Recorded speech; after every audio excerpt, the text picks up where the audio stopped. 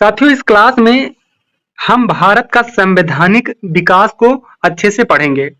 इससे संबंधित सभी क्वेश्चन को लगाएंगे। साथ ही आज का पहला क्वेश्चन है, भारत का पहला वायसराय कौन था? जो कि मोस्ट इंपोर्टेंट है और ये क्वेश्चन यूपीएसआई में पूछा गया है 2021 में। ठीक है, तो इसका राइट आंसर कमेंट में देना। ऑप्शन पहला जो है साथी, लॉर्ड कैनिंग। ठीक है, लॉर्ड कैनिंग भारत के प्रथम वायसराय थे। इस चीज को याद रखना। ये प्रथम वायसराय किस एक्ट के अंतर्गत बने थे साथी? वो याद रखना है आपको, 1858। ठीक है, 1858 के अंतर्गत भारत के प्रथम वायसराय लॉर्ड कैनिंग बने थे। ठीक है, इस चीज को याद रखना। अब साथी 1858 से रिलेटेड बहुत सारे पॉइंट हैं जो कि इंपॉर्टेंट हैं, उनको भी समझते हैं।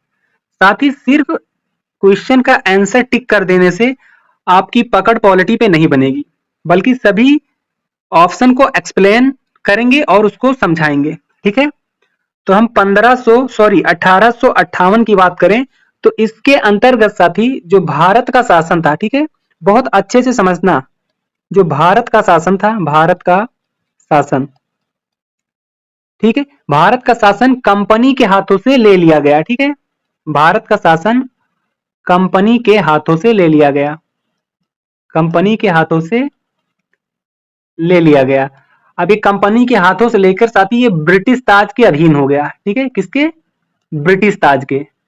इस चीज को याद रखना, यानी कि भारत का शासन कंपनी के हाथों से ले लिया गया था और ब्रिटिश ताज के अधीन कर दिया गया। ये चीज 1858 के एक्ट के अंतर्गत हुआ है। ठीक है, दूसरा जो काम हुआ है साथी वो याद रखना कि इसी के माध्यम से निदेशक मंडल, ठीक है, बहुत अच्छे से याद रखना, 1858 के अंतर्गत ही निदेशक मंडल, ठीक है, और नियंत्रक मंडल, नियंत्रक मंडल, इसको क्या किया गया साथी? इसको समाप्त कर दिया गया। ठीक है, इसको समाप्त कर दिया गया। इस चीज को याद रखना अच्छे से। इसी के माध्यम से साथी द्वैध शासन, ठीक है, आप कह सकते हैं द्वैध शासन प्रणाली, द्वैध शासन प्रणाली, इस द्वैध शासन प्रणाली को भी क्या किया गया? समाप्त किया गया। ठीक है, साथी ये चीज अच्छे से याद रखना। ठीक है, तीसरा काम क्या हुआ इसके अंतर्गत? तो तीसरा काम था साथी जो भारत का गवर्नर जनरल था। ठीक है, भारत का गवर्नर जनरल, इस चीज को याद रखना, भारत का गवर्नर जनरल, जनरल, ये साथी इसी एक्ट के द्वारा भारत का, इसी एक्ट के द्वारा भारत का वायसराय कहा जाने लगा। ठीक है, भारत का वायसराय, इस चीज को याद रखना, वायसराय कहा जाने लगा। अब भारत के प्रथम वायसराय कौन थे? तो आप याद रखना, लॉर्ड कैनिंग। ठीक है, कौन थे? लॉर्ड कैनिंग, बहुत अच्छे से याद रखना। ठीक है, दूसरा ऑप्शन जो है साथी ये विलियम बेटिंग, ठीक है, इसको बेटिंग लिखा जाता है, विलियम बेटिंग, ये कौन थे साथी?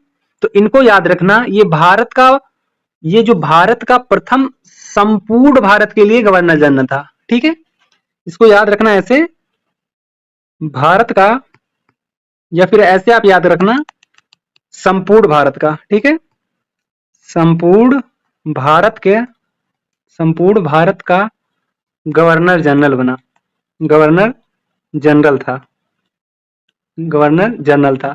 अब साथी ये जो गवर्नर जनरल है ये कैसे बना था? तो इस चीज को याद रखना साथी, पहले बंगाल के गवर्नर जनरल थे। ठीक है, जो बंगाल का गवर्नर जनरल था उसे साथी भारत का गवर्नर जनरल बना दिया गया था। तो जो प्रथम भारत का गवर्नर जनरल था वो कौन था? विलियम बेटिंग था। ठीक है, ये कौन थे? प्रथम गवर्नर जनरल थे भारत के। इस चीज को याद रखना अच्छे से।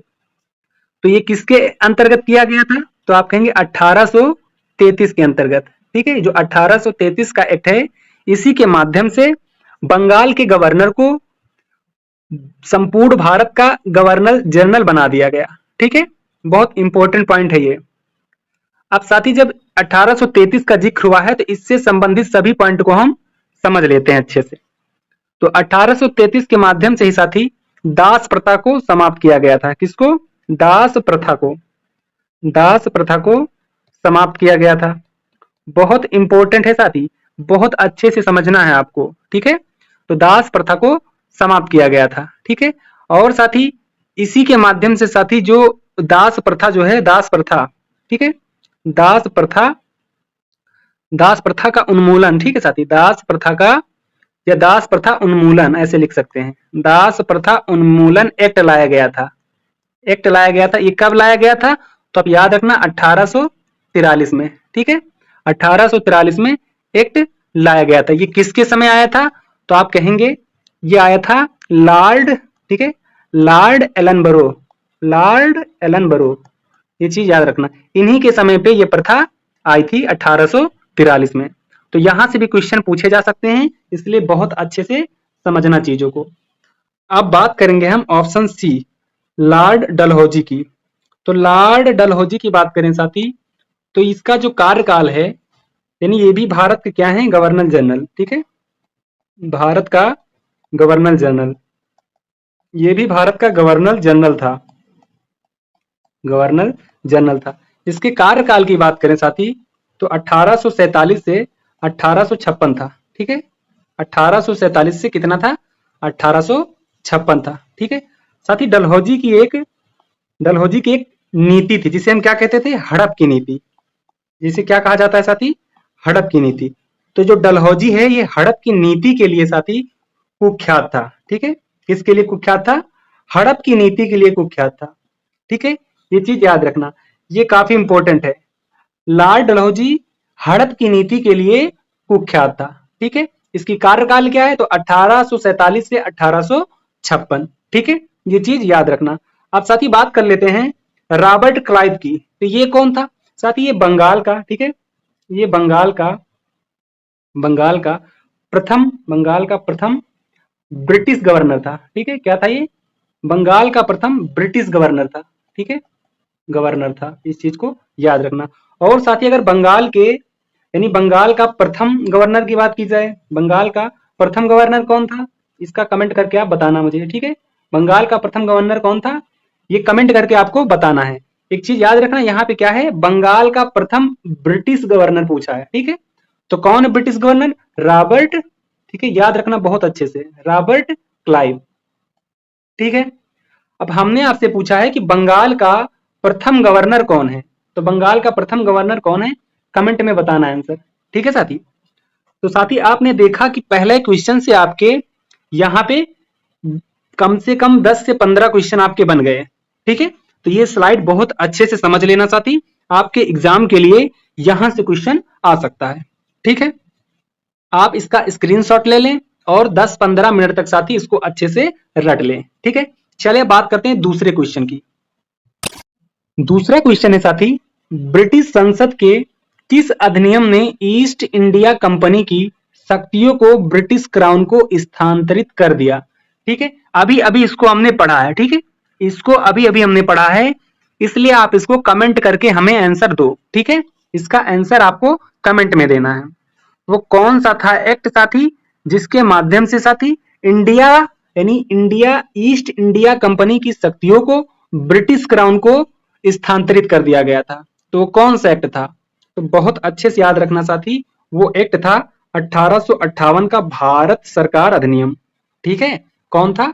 1858 का भारत सरकार अधिनियम। तो इसके बारे में हमने आगे अच्छे से समझ लिया है। ठीक है, तो इसकी हम बात नहीं करेंगे।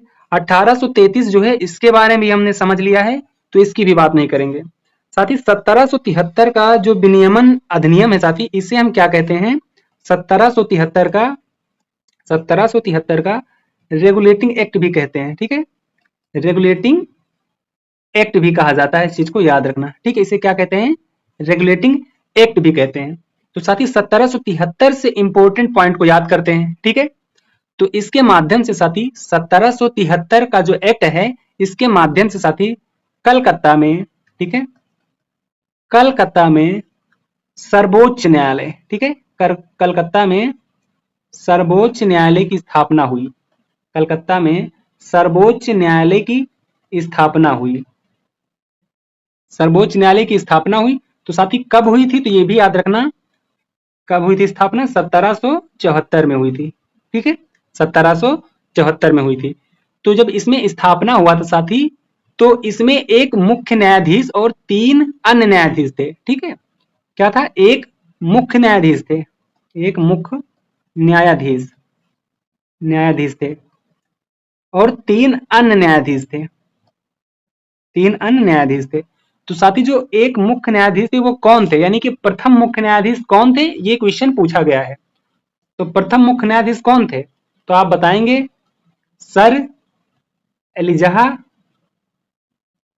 इम्पे। ठीक है, एलिजाह इम्पे, ये काफी इंपॉर्टेंट है साथी, इस चीज को याद रखना, ये क्वेश्चन बार बार पूछा गया है। ठीक है, ये चीज बहुत अच्छे से याद रखना।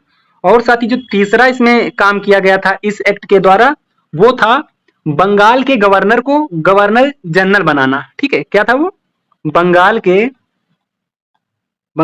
गवर्नर को बंगाल का गवर्नर जनरल बना दिया। ठीक है, क्या बना दिया? गवर्नर जनरल बना दिया। कहां का? बंगाल का।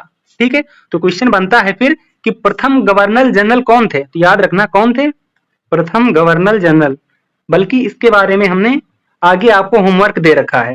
ठीक है, लेकिन फिर भी हम आपको बता रहे हैं प्रथम गवर्नर जनरल कौन थे, यहाँ पे जनरल लिख लेना। ठीक है, गवर्नर जनरल तो कौन थे? वारेन हेस्टिंग थे। ठीक है, वारेन हेस्टिंग, इस चीज को अच्छे से याद रखना। ये भी क्वेश्चन एग्जाम में पूछा गया है, बहुत अच्छे तरीके से चीजों को समझना साथी। ठीक है, चलिए क्वेश्चन नंबर तीसरा देखते हैं। तीसरा नंबर क्वेश्चन जो है वो कह रहा है 1919 के भारत सरकार अधिनियम के पारित होने के समय, यानी जब 1919 का अधिनियम पारित हो रहा था, इस समय राज्य का सचिव कौन था? ठीक है, आप यहां लिख लेना भारत राज्य का सचिव कौन था। ठीक है, काफी इंपॉर्टेंट है ये साथी। ठीक है, अगर वीडियो अच्छी लग रही हो साथी तो चैनल को सब्सक्राइब कर लेना और वीडियो को लाइक कर देना साथी। ठीक है, तो चलिए समझते हैं भारत का सचिव कौन था। ठीक है, भारत का राज्य सचिव,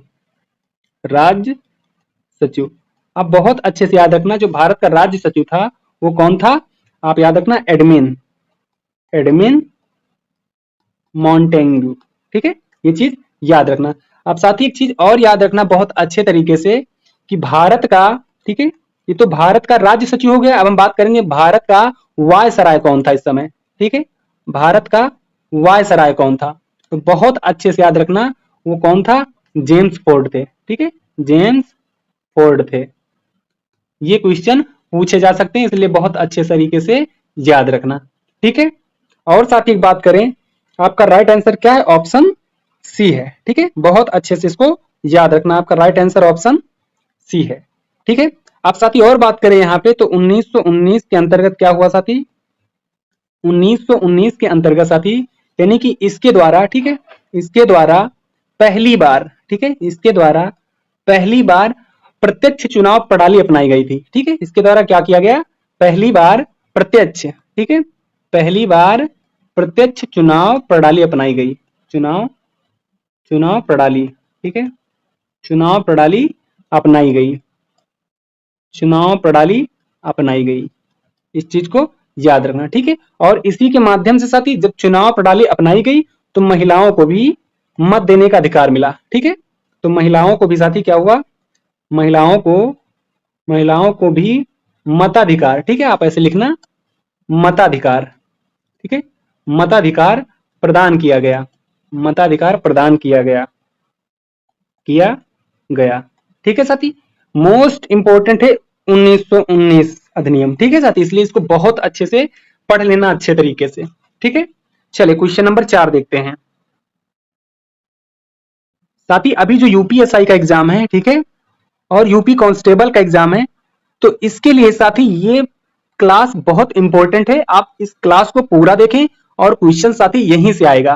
ठीक है, अगर इस टॉपिक से क्वेश्चन पूछा गया साथी तो आपका क्वेश्चन छूटेगा नहीं। क्वेश्चन नंबर 4 देखें, भारत सरकार अधिनियम 1919 के प्रावधानों के बारे में निम्नलिखित में से कौन सा कथन सत्य है? यानी जो 1919 का एक्ट है साथी, ठीक है, इसमें जो प्रावधान किए गए हैं, जो प्रावधान की बात की गई है, जो प्रावधान हुए हैं इसके द्वारा साथी, ठीक है, तो इन निम्न में से कौन सा है? ठीक है, ये हमें बताना है।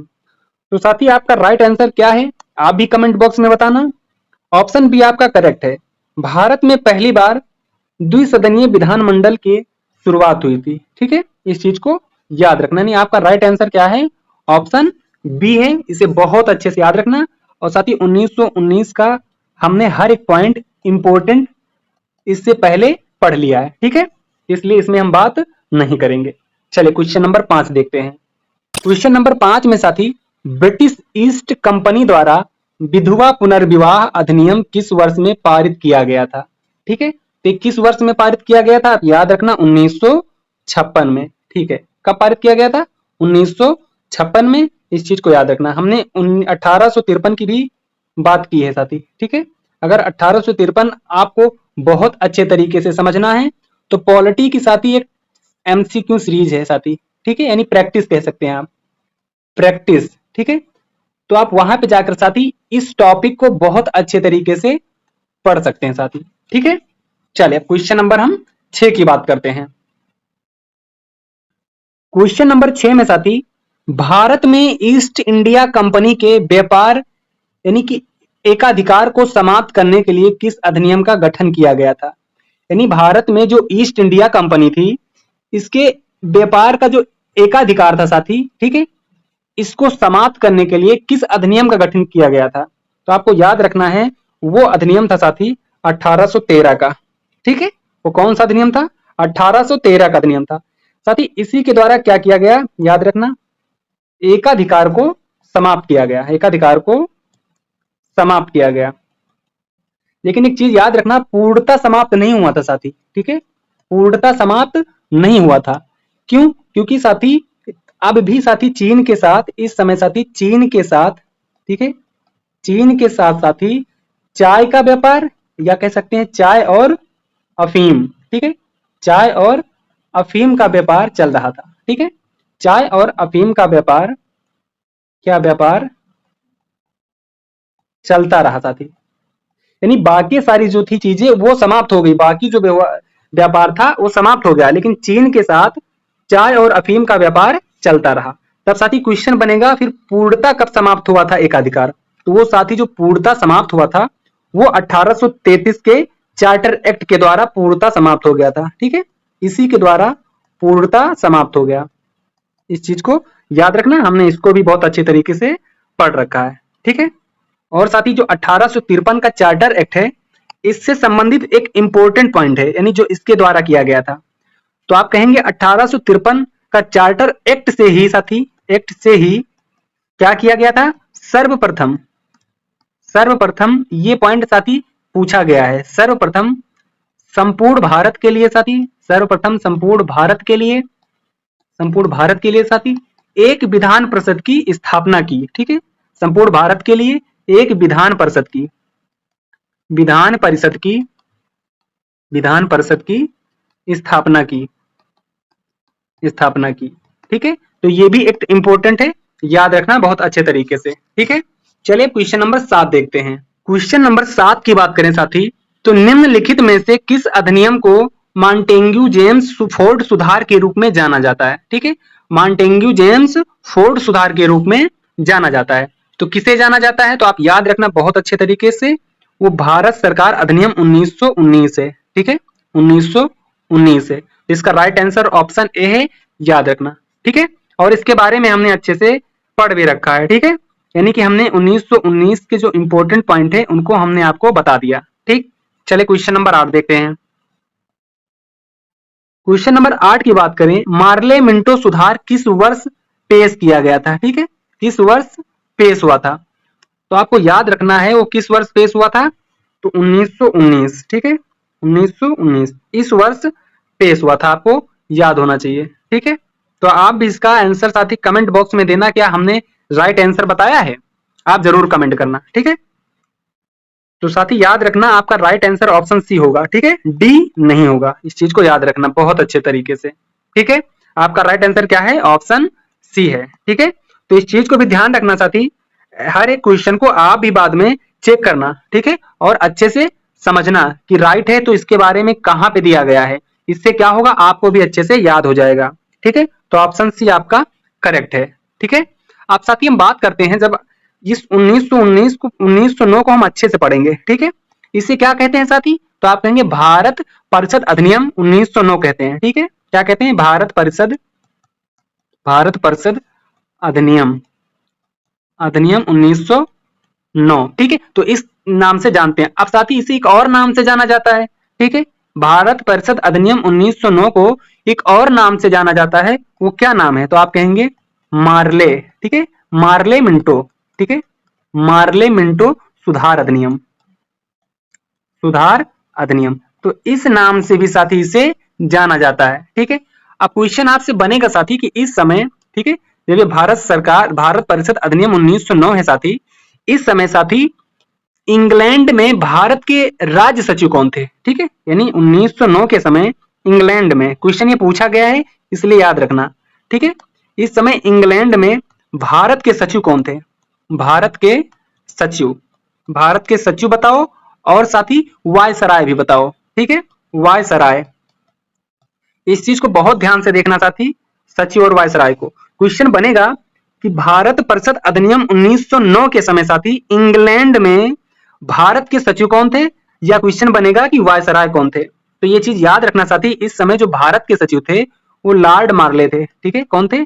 लॉर्ड मार्ले, इस चीज को याद रखना। और जो वायसराय थे वो कौन थे? वो लॉर्ड मिंटो थे। ठीक है, लॉर्ड मिंटो, इस चीज को याद रखना। ये काफी इंपॉर्टेंट है साथी, इन चीजों को नोट कर लेना, काफी इंपॉर्टेंट है साथी। ठीक है, क्योंकि ये बहुत इंपॉर्टेंट है, ये क्वेश्चन पूछे गए हैं साथी, इस चीज को याद रखना। ठीक है, चलिए अब क्वेश्चन नंबर हम साथी 9 देखते हैं।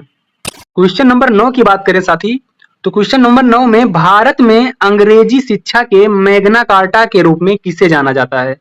यानी अपने भारत में अंग्रेजी शिक्षा के मैग्ना कार्टा के रूप में किसे जाना जाता है?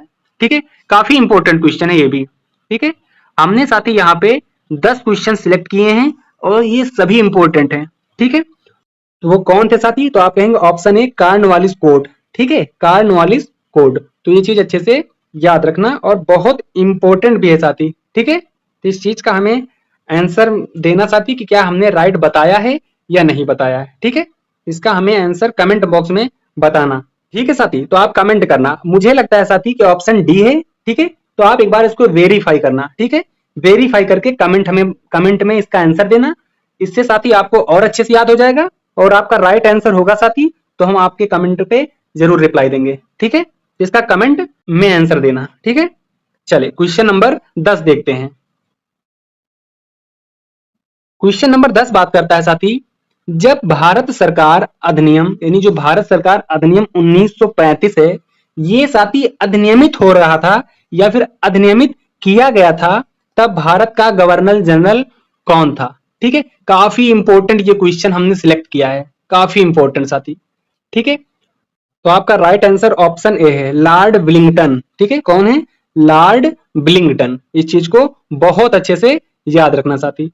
अब साथी ये काफी इंपॉर्टेंट है, इसलिए इसको बहुत अच्छे से याद रखना। ठीक है, तो इनका जो कार्यकाल था साथी, ये भी पूछा जा सकता है। तो 1932 से साथी 1936 था। ठीक है, इनका कार्यकाल क्या था?